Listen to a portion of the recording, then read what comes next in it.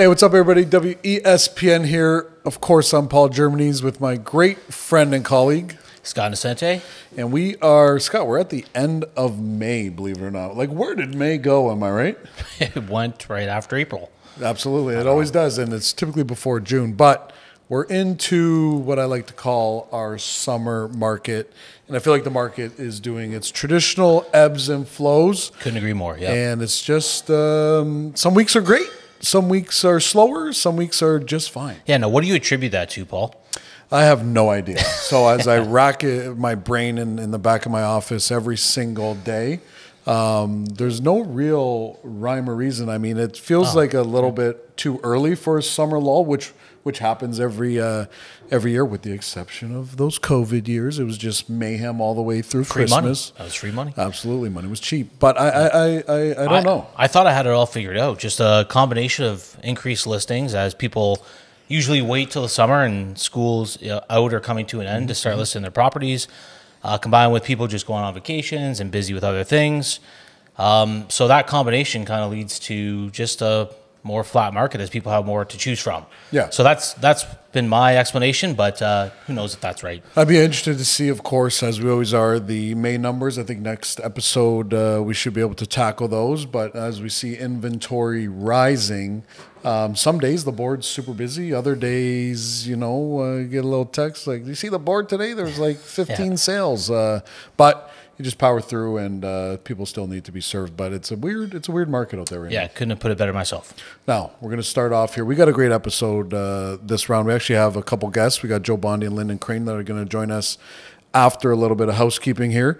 And we're going to start off with a little bit of a hot topic here, and really looking for some feedback on this one. We're going to throw some polls out there. We really want this to be an interactive topic because the question is, are listing videos dead?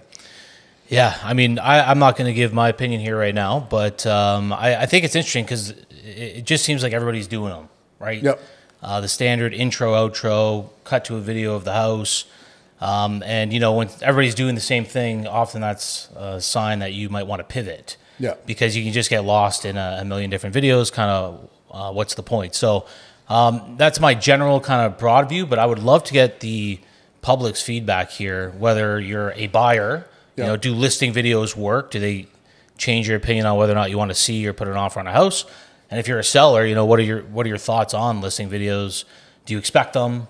Do you want them? Do you believe that they're going to help sell your house? So and I think it's a two-phase question. I think are we still engaging with the insert realtor, intro, B-roll, outro? Are those still expected? Are those still, is the market still responding to them? Does the market even like them? Now, the other videos that have concepts and people in them the whole time and certain houses, those always crush, right? When they're thought out and they've got some good content to them, right? So it's a question that, I mean, I'd love to see the results on that poll. One from a seller and two from a buyer. Does the seller expect a video? And do buyers look at these videos and does it entice them to come and see the house? Or are we in a situation where, yes, we like listing videos, we like seeing the house, we like seeing the agents in them.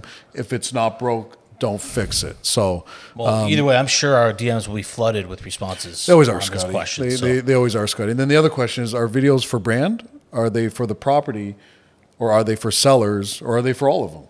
Right. So I think it's a little bit of a hot topic, but listing videos could be alive and well. I don't know. I'd like to see a different perspective that's not in real estate. I want to hear from the public and the sellers and the buyers what their thoughts are on listing videos. Or is it a situation where, I remember when I first got into real estate and I had my Sony camera with my little card in it, and I'd shoot the properties, and then we graduated from that into hiring professional photographers, and that was like ahead of its curve. Are videos there? And is there something else that's next that could obviously involve video as well. I think video still needs to be there in some sense, but is there a different angle to it, I guess? Has video, what's next? Peaked? What's next? Has video peaked? And our perception might be skewed because we are realtors. Our algorithms we're getting all real estate all the time. So maybe we're seeing more listing videos than the average consumer out there. So maybe our perception is a little bit skewed, but it's also possible that the standard intro real estate video has peaked and it's time to evolve. And does every listing need a video? Great questions. That's the question. But I don't want the realtor's perspective on this. I'd like to just hear from the public. And again, this could all lead to, listing videos are awesome. We love them. We expect them. When we bought our house, we saw the video and it enticed us to come and see it. Could be a situation of, if it's not broke, don't fix it. And if you are a realtor and you do want to comment on this, feel free. I would love to hear that as well. But we're looking for the public's comments here, and then we'll take the combination of them and hopefully report our stats back. We'll throw a couple polls out there on Instagram as well, and see what that what that brings back. Again, I enjoy doing video, but when everybody's doing the same thing, is it dead or is it alive and well? Could be alive and well. Who knows? Okay. Let's start with St. Joe's. What we got going on over there in Laserland? I don't know what that's all about, but St. Joe's lasers. Oh, okay, gotcha. Lasers. Gotcha. Yeah. $3.7 million investment announced by the provincial government to expand. I think it's for an additional 180 students. They kind of cited the reason being just the proximity to the battery plant.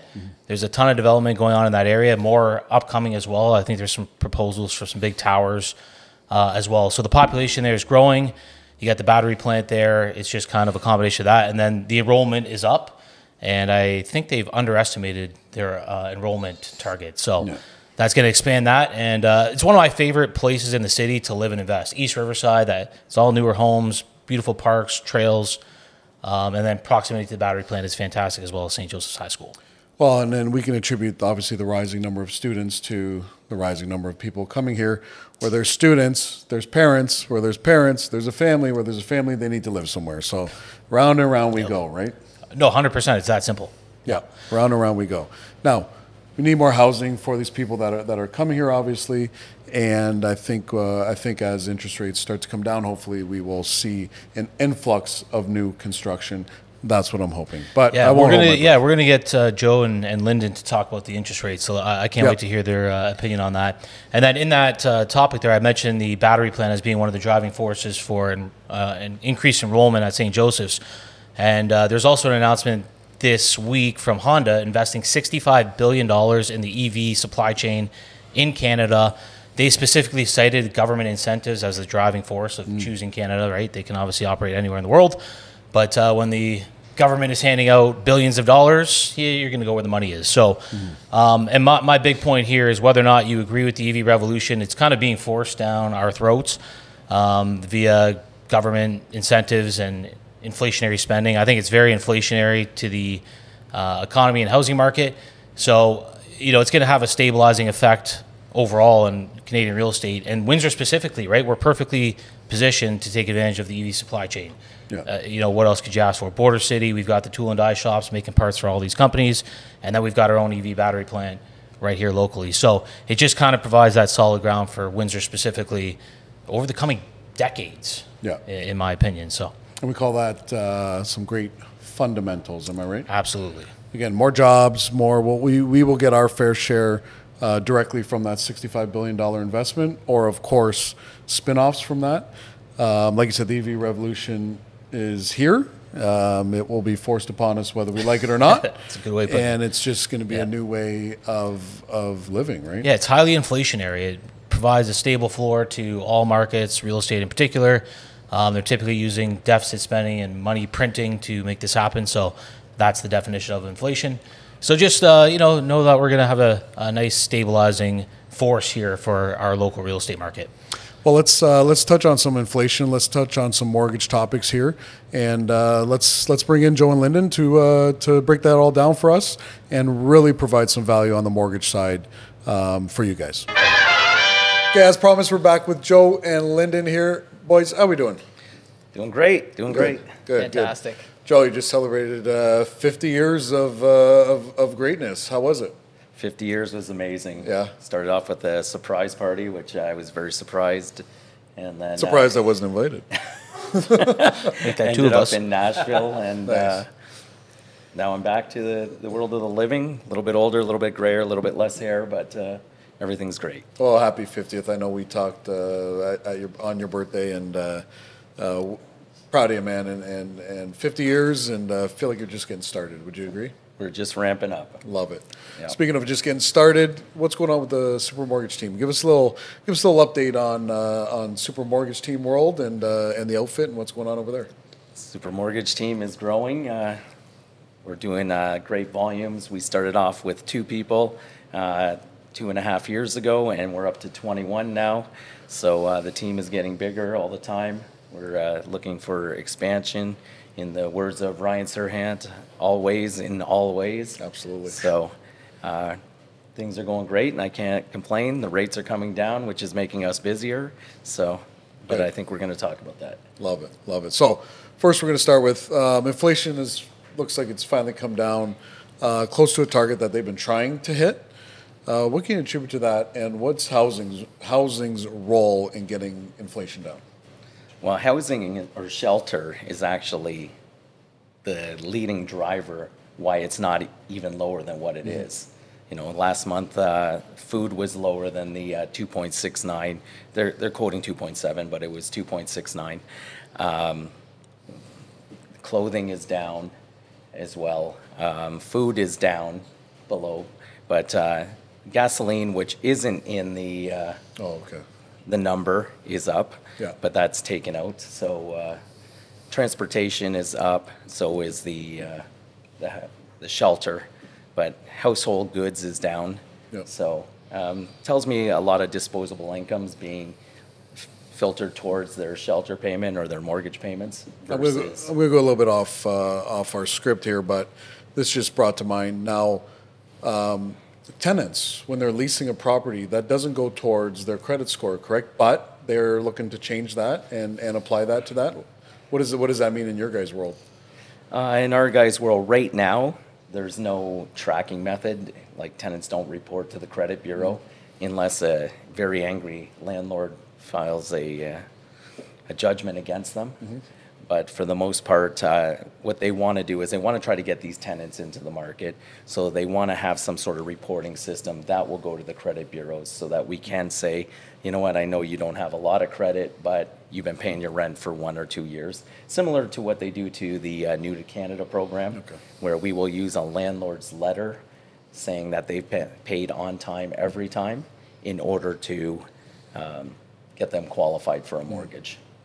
Now we gotta get to the straight goods here. Why everybody's watching, right? So, again, I put my crystal ball away a long time ago, but June 5th, next announcement, right? Is that right? Is that the date? Okay. What do we see happening here now that we know what we know with inflation and where the market's at right now? What are we expecting then? And what are we expecting for the rest of the year as far as interest rates are concerned? And really, give us the straight goods on this one, because I think everybody's in a hold and wait pattern. That could be why our market is so up and down, because maybe people are waiting for that. But what do you see happening not only next month, but as the year goes on? You want me to go? Mr. Crane? Yeah. absolutely. I mean, it's been, 8 to 10 consecutive times where nothing's happened in the past year and a half. So I could see maybe a quarter point, but I also would say majority of the rate cuts will probably be later this year. With April being 2.7 on the inflationary rate, perhaps the policy decision makers in the government are waiting to see that continue to be more steady, and then they'll make some cuts. But the second they cut the rates, the prices are going to go even higher than they are now. And yes, it helps people afford a little bit more, but when the prices go up, we're almost at the same point we're at right now. Yeah, and play me through what when a rate cut happens, what happens in your world? So for us, well, let me back this up. I think the general population doesn't understand what rate cut means. When the rate cut or the Bank of Canada cuts rates, it really affects your adjustable rate or your variable rate, but not your fixed rate. Your fixed rates is based off of the Canadian bond rate. So if you want to know what 5-year fixed rates are doing, Google Canada 5-year bond rate and watch those trends. If you see it going down, the fixed rates are going to go down. But the Bank of Canada lowering prime, although it's going to be a psychological win, it's actually not going to really help too many people because it's already overinflated with a 7.2 prime bank prime rate right now. Goes down 0.25%, you're still at 6.95, which means the best rate on the market is still 6% or above, right? So you're not really gaining much from a 0.25 point increase, except for people can say, wow, the rates are going down.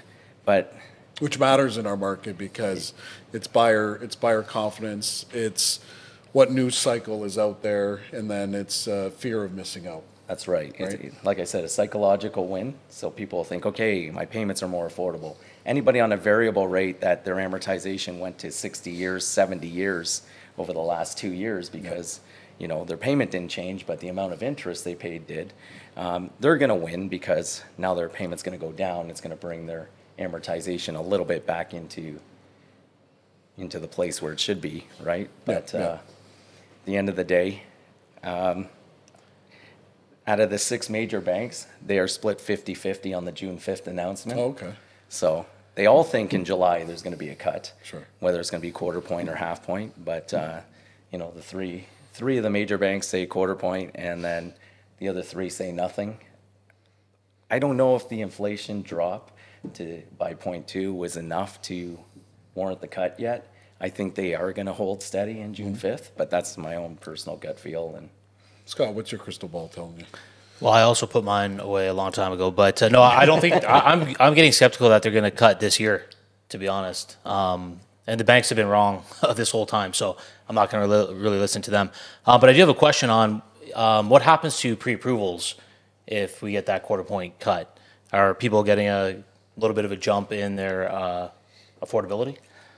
they really don't because we're approving them on the fixed rate right now. Oh, I see. Okay. Right? The variable rate, like I said, is still over 6%, which means with the 2% stress test, we have to qualify them at 8%, Right. or we can put them into a fixed rate where we've got, 4.99, 5.09. With the 2%, we qualify them at 7. So they get more buying power on the fixed side. I see. And most people are going into the fixed rates right now. So how many cuts would we need to see any impact on purchasing power? Oh, geez. A lot. So quite a bit. Eh? So it would be all sentiment, Yeah. not actual. Yeah. Because the variable rate's so high right now, we're not using that to qualify people. So if it's at 6.3, if you're putting less than 20% down, why would we qualify them at 6.3 when on the fixed side we can qualify them at 4.99? Right? You wouldn't. So yeah, exactly. Yeah, good point. you're talking like more than 1%. Yeah, 1.5% before people should start looking at the variable versus or adjustable. Yeah. So Yeah. Okay, so yeah, all sentiment if we do get a cut, which I'm skeptical, but we shall see. I actually think they're in a position right now where they're just trying to get as many rental properties built as possible. All the incentives right now are towards building rentals, apartments, anything over 5 units. Once enough apartments are built, then they can lower the rates. People have a place to go live, albeit renting, because prices are going to jump with the rate cuts. Whether it improves affordability or not, sentiment will change. So anyways, that's my personal theory. We'll see how it plays out. I mean, your monthly obligation remains the same, like Linden said earlier. Interest rate goes up, housing prices goes down, or vice versa. It's but the your same. payment remains the same at the end of the day. 100%, yeah. They got caught with just not enough places for people to live, and I think they're just trying to get caught up. Yeah. That's how I see it. But Are you seeing a high number of pre-approvals? Like how many, in your office alone, how many pre-approvals do you do on a typical week, month, year? Oh, geez. In general, it's like us, whether we write an offer and it's accepted or not, we're still serving the client and writing offers. How many people are rolling through just your office typically? We probably got, in a week, around 35 to 40. And what percent of those are finding success Qualifying. and being able to be funded? Probably down to about 20% of this. Okay, and then the other 80%, they're getting Are we still outbid working on or- something to get them to the pre-approval process, or are they just kind of? I would say they're really anyone can get pre-approved. It's just for how much. Yeah. And we're finding a lot of people are below 300 right now. Yeah. And in today's market, unless it's a condo downtown Windsor, it's very, very tough to service that. Well, here's a great question. The average sale price. This one's going to be for an Instagram clip, okay, Anthony? The average sale price in Windsor, Essex County is, let's call it $550,000. That's our average. That's our average sale price. What does a couple coming in looking to get financing and pre-approved for 550? What does their life and financing need to look like to be able to attain that? What? Oh, this is fire. They need 130,000 approximately, unless they have Income. income, Okay. household income. So this person is a first-time home buyer. Budget's 550. They need to combine make 130. 130. And this is a 5% down mortgage. Well, once you get over 500, Yep. every dollar there and after, you Right. have to have 10% of. So Right. Okay. it's a little bit higher than 5% when you Sure. go to 550, but Right. yeah. And not including any debt. Not If they have including car any debt. payments, student loans, right? That's going to drop it. So how would you equate debt to that? So you would take their like, run me through the scenario there. So obviously they have a car payment, cell phone, stuff like that. What number do they need to be at if they have those debts? So 130 gives you the ability to have a car loan, Yep. 600 a month type deal. If you got, a giant sports car payment, that skews things a little bit. Yep. But, right now, the average mortgage in our office is about 4.25. Okay. So you need to be 90,000 household income to be able to afford that. Love it. So Love it. And then what's a mortgage payment on 550 look like right now? a mortgage payment on 550 is about 2,500. 2,500 a month. Yeah. Yeah. Things have changed. Plus property taxes, plus insurance, plus everything, right? So Yeah. And I'm sure when your office, when you sit down with them, you're going through all of that. They don't want any surprises and Yeah. making sure that they're comfortable as well. So 550, you need about $130 in income, and you can still have those average monthly Yeah, payments you on can a still car, go to cell Mexico phone. once a year on a trip, or Florida, Love it. and out to dinner. Now, the government of Canada has made some changes to the amortization for first-time home buyers. Smoke and mirrors, or is it actually beneficial? And that's only on new construction? That's only on new construction. Okay. up to 700K, I believe, right? What's that? Isn't it up to 700K? Up to 700K, which is the average new build cost now. Yep. And most first-time home buyers can't even afford that. Yeah. So, So- it so- really didn't do much. They lowered So their monthly a vehicle obligation. that's not going to help Windsor Essex, but a vehicle that may help Greater Ontario. a different Ontario market. Okay, Yeah. good, love it, guys. Anything you want to add here? Any final thoughts? Any tips, tricks? Well, the one thing I'd like to say is at Yeah. the start, you were talking about listing videos. Yeah, And Yeah, any I opinions on personally that? like Yeah. them. Okay. And Linden and I and the team have been doing our own listing videos for you guys. Yeah. Where we tell the buyer, we use your video, and then we superimpose what a mortgage payment would look like, or what it would take to afford this house. sure. So it not only reaches out to our network, helps market your property, but it lets them know what they can afford and whether they should be looking or not. So. And a great idea. I'm a firm believer that if you're going to do listing videos, the more time a human being is in the listing video, the better. They call them followers for a reason. They follow you because they want to see you, right? They don't want to see just a standard B-roll video. But appreciate the feedback on that. Had you not been in those videos, and from an outsider looking in, do we like listing videos? Are listing videos alive and well? I still like them. Okay, good. And you? I think they need to change. Yeah. They're becoming stagnant. It's just the same thing. Person at the front walking through the property, and you need to be more creative with how they're being produced to catch somebody's attention. But for most people that are looking at homes, they go to realtor.ca and they can't find the video there. It's just photos, right? So unless they're following you on your social media page, then they'll see the video or through an ad. But I think they just need to have a little bit more snap. Yeah, I strongly feel that there's a next level to I think we're at that cusp where there's something else that needs to be done.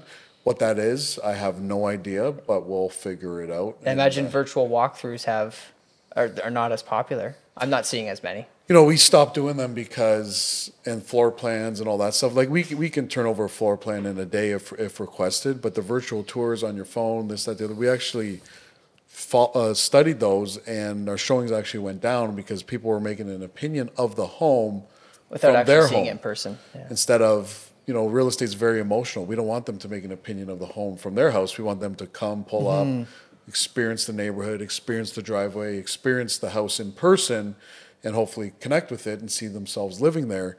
And we felt we were doing too much marketing, believe it or not, right? And it wasn't bringing them to the house, and that's why we pivoted on that.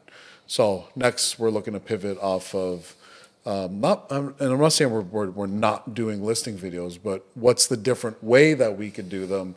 That way, we're serving the sellers and buyers better, right? And so it may be on lower end listings to not do a listing video, right? Who knows? Or maybe it's just a reel, but it's a topic that I'm interested to hear the feedback on it, because I'm curious, right? If the feedback is positive, and me and Joe will do every listing video now, then we double down on it, right? Yeah. But if the feedback is, you know what, I'm not too sure if it benefits the seller or the buyer, does it just benefit the agent, like an open house, respectfully, right? Who knows? Who knows? Yeah. Again, she's a hot topic. I like the emotional touch. I think if you were to do a story, you know, your dream house, your story, here's how it is, and have some kids running around playing there, you know, you get that emotional touch or something. So I guess the question is, again, well thought out videos